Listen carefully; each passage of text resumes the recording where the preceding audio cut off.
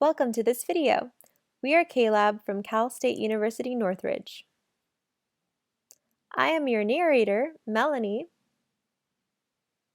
and this is Meng, who created this video. Within this video, we will talk about the process of ethical decision-making by digesting the latest article from Rosenberg and Schwartz in 2019.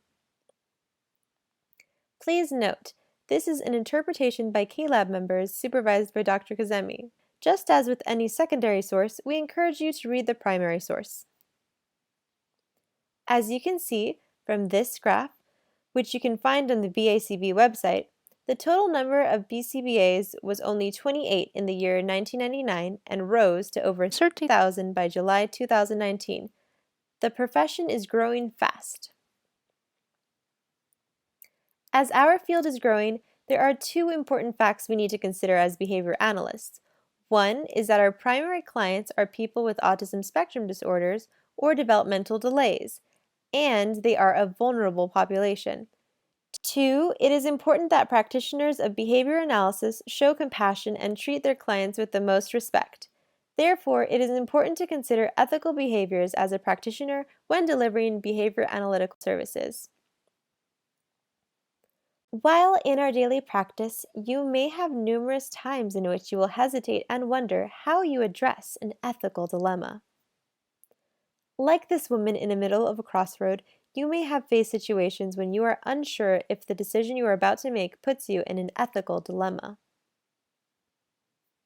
Have you ever been in a situation when you know you shouldn't accept gifts from clients, but at the same time, you don't want to offend them by rejecting their gift-giving culture? Have you ever been in a situation when someone on your team is pushing you to implement a procedure you are not sure would help your client?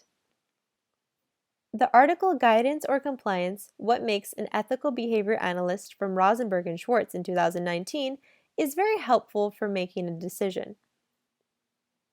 In the article, Rosenberg and Schwartz mention that there are three types of ethical decisions. The first one is called virtue ethics, which involves a commitment to being a good and virtuous person. The other one is ends-based ethics, which is also known as consequentialism, in which the decision will be made towards the best outcomes for the greatest number of people affected by an ethical dilemma. The last one is deontology, which is the most applicable to behavior analysts. Deontology is also called rule-based ethics, which presumes that if everyone adheres to a series of rules that describes ethical behavior in all circumstances, ethical behavior will be assured.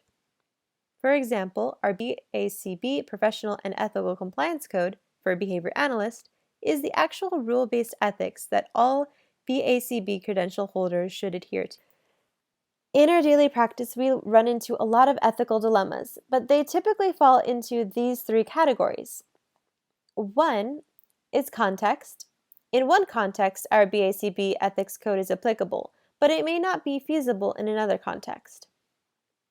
Code 1.05d states, behavior analysts do not engage in discrimination against individuals based on their socioeconomic status.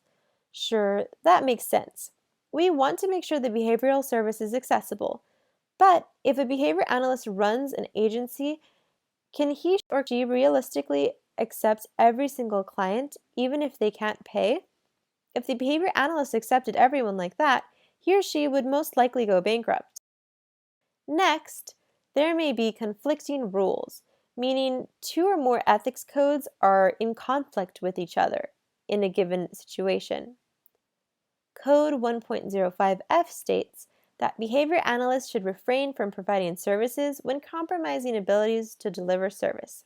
On the other hand, Code 1.04c mentions behavior analysts have an obligation to commit high-quality work following the contract. Imagine a scenario that you are suffering from a migraine, but at the same time, you are also providing behavioral services to multiple clients. Should you continue to work? If yes, is the service you provide still with high quality, or if not, does canceling make the situation worse? The last category is cultural consideration. When you work with some people within a particular culture, following their cultural practice may not be ethical because it is against our BACB ethics code.